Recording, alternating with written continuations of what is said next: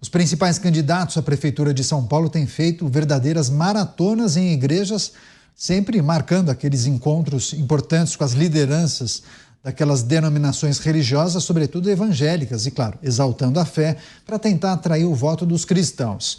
De acordo com as pesquisas, Pablo Marçal é o preferido dos evangélicos e Ricardo Nunes lidera entre os católicos. Datena, Guilherme Boulos, Tabata Amaral e Marina Helena aparecem na sequência. Nunes é quem mais tem feito agendas com evangélicos, porém nunca escondeu sua religião. Boulos se reuniu ontem com um grupo e se comprometeu com temas como alfabetização, combate à fome, além de fazer críticas aos adversários, os chamando de falsos profetas.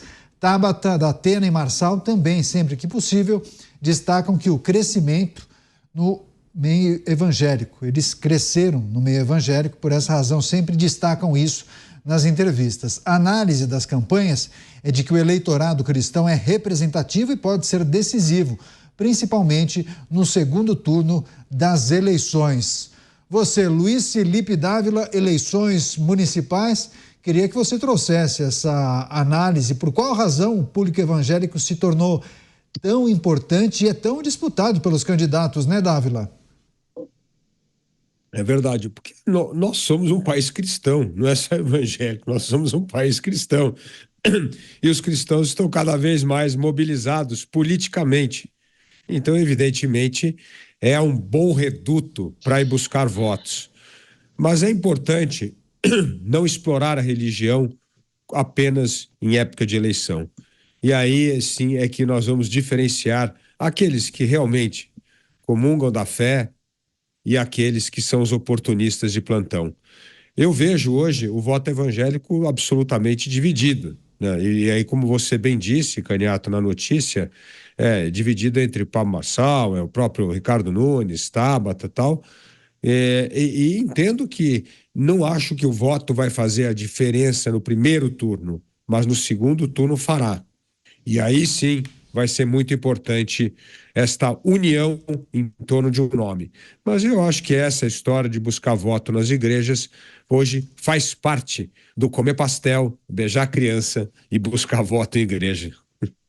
Programa Os Pingos nos Is, em destaque a campanha eleitoral dos candidatos à Prefeitura de São Paulo. Eles estão realizando maratonas em igrejas e estão também exaltando a fé. Você, Cristiano Beraldo, geralmente os candidatos que defendem bandeiras conservadoras tendem a pontuar melhor nesses redutos religiosos, sobretudo evangélicos, né, Beraldo? Só que na campanha eleitoral, os candidatos, independentemente de partido, sempre fazem alguns ajustes nos pilares das suas agendas para agradar a todos, né? Na verdade, tem dois aspectos. Primeiro, é o fato, algo que a gente já falou aqui várias vezes, o perfil geral da população é um perfil conservador. Pessoa que tem uma família, está preocupado com os filhos, ele não quer um prefeito, um político, um líder que fique aí se manifestando a favor de droga, defendendo o bandido, a favor do aborto. Então, há uma tendência conservadora e quando o candidato se aproxima ou torna visível uma aproximação com hábitos religiosos, ele passa essa mensagem, né? Que ele é temente a Deus, ele está ali numa posição de zelar por esses valores conservadores, digamos assim, mas que na verdade são valores da família, né? Desse alicerce da sociedade que nos permitiu chegar até aqui. E aí tem um outro lado, que é o interesse eleitoral, o interesse no voto. Há uma característica das igrejas evangélicas que é a liderança. Então, várias denominações possuem um líder.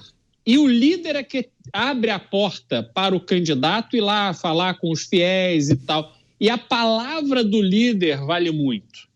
Que é diferente de você fazer uma atuação numa igreja católica, por exemplo. Há casos, mas é muito raro, o padre pegar o microfone e dizer, olha, esse aqui é o meu candidato, vocês têm que votar nele, vocês têm que conhecer o trabalho dele, porque ele é muito bom. Não é comum, isso não está na tradição da igreja católica. Mas quando você olha para algumas igrejas evangélicas, isso acontece de uma forma recorrente.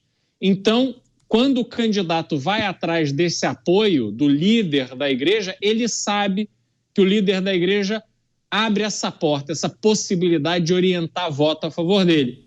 É disso que se trata. É um cálculo eleitoral, mas que não representa um efetivo compromisso daquele político, daquele candidato, com o que a igreja efetivamente, naquele caso específico, defende ou deixa de defender, é contra ou a favor. É só interesse no voto. Você, Mota, quais são suas considerações em relação a um cenário que a gente já pôde observar em outras eleições, só que parece que há um reforço especial nesse ano e uma disputa incessante para conseguir conquistar o público evangélico, Mota? O eleitor cristão que viva de acordo com a sua fé pode adotar alguns critérios para decidir em quem vai votar. Mas talvez o critério mais razoável, mais coerente, seja escolher um candidato que viva de acordo com os preceitos do cristianismo, ou que pelo menos não afronte esses preceitos. É um candidato, um eleitor verdadeiramente cristão, provavelmente não vai dar seu voto a um candidato só porque o candidato apareceu na sua igreja, né? É preciso mais do que isso. Para conquistar o voto cristão, é preciso respeitar os valores do cristianismo, que, por acaso, são valores que estão na base da nossa sociedade ocidental, por mais que muita gente tenha raiva disso, tenha dificuldade de aceitar isso. Tudo que a gente vê ao nosso redor tem como base a moral e a ética judaico-cristã, o direito romano e a filosofia grega. E esses valores cristãos que têm que ser respeitados pelo candidato, se o candidato quer o voto cristão, incluem a defesa da vida, a defesa da família, a defesa da liberdade e a defesa da propriedade. Pois é, a gente precisa só fazer um registro aqui que, naturalmente, muitas pessoas que acompanham a nossa programação talvez participem de cultos religiosos e, eventualmente, possam, inclusive, observar um candidato ali sendo enaltecido pelo líder religioso daquela denominação. Mas não pode haver aquele tipo de distribuição de material religioso dentro da igreja e o líder religioso não pode pedir o voto para aquele candidato. Ele pode manifestar a vontade dele. Eu acho que aquele fulano é um bom candidato, eu pessoalmente vou votar naquele candidato, mas ele não pode sugerir, pedir voto para que todos aqueles que estejam no templo votem naquele candidato. Por isso que muitas denominações, muitas igrejas acabam abrindo a possibilidade para que todos os candidatos participem de algum culto e, naturalmente, o líder religioso pode manifestar a vontade dele. Olha, eu confio nele porque ele tem, sei lá, cabelo dessa cor, eu vou votar nesse camarada aqui ou nessa senhora. Aí sim. Só um registro importante por conta da legislação eleitoral, para que as pessoas que nos acompanham também fiquem cientes disso, inclusive quando estiverem em um templo religioso. Dávila, quer fazer o seu complemento, por favor? Eu concordo plenamente com o que o Mota disse. As pessoas precisam defender os valores, não é só no discurso, mas na sua vida, na sua atuação. E, aliás, muitos candidatos acabam criando mais problema para a igreja do que trazendo voto, porque aqueles que se dizem cristãos não atuam por meio dos valores cristãos, acabam sendo pegos em falcatruas e, portanto, acabam melando a credibilidade da igreja. Aliás, as igrejas ficam, às vezes, apavoradas quando as pessoas se definem como com um determinado lado religioso, de que aquilo possa falar, tá vendo? Isso aqui é igreja de sem vergonha. Então é preciso viver os valores cristãos mesmo. E valor cristão não se vive só na época de eleição, vive-se a vida inteira. É muito importante, como o Mota sempre lembra a nossa audiência, olhar a história do candidato. Precisa ter coerência entre o discurso, os valores, as ações, as escolhas e, principalmente, os votos. Pois é, né, Iberaldo, eu acho que aquela pessoa que tem o hábito de frequentar determinado templo religioso, aquele que segue alguma religião e percebe que aquele templo abriu a possibilidade dos candidatos frequentarem, participarem e se mostrarem para aquele público, é importante que a pessoa se atente ao currículo, à biografia da pessoa e também não caia em armadilhas, né? Porque muitos acabam alterando completamente aquilo que sempre defenderam ao longo da vida e somente naquele período eleitoral se transformam em um super-homem ou na Mulher Maravilha. É preciso tomar cuidado com essas mudanças repentinas de convicção, né, Beraldo?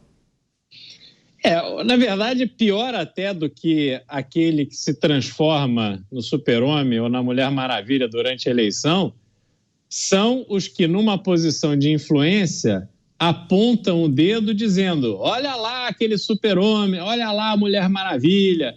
E isso leva boa parte dos incautos a se enganarem. Agora, eu sou católico, praticante, e acho que a religião não deve se misturar à política.